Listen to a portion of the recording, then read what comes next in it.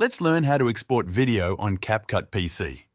First thing first, make sure that you have CapCut downloaded on your PC and that it is working properly.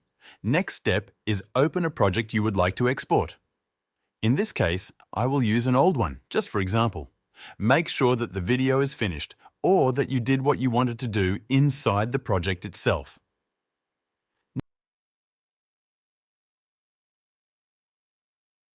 Next step is to click on the Export button, which you can find in the top right corner. After clicking on the button, you will open a new menu where you can adjust name of the file, export location, quality, and other options. Make sure to explore each one of them because proper usage of those can impact your videos a lot.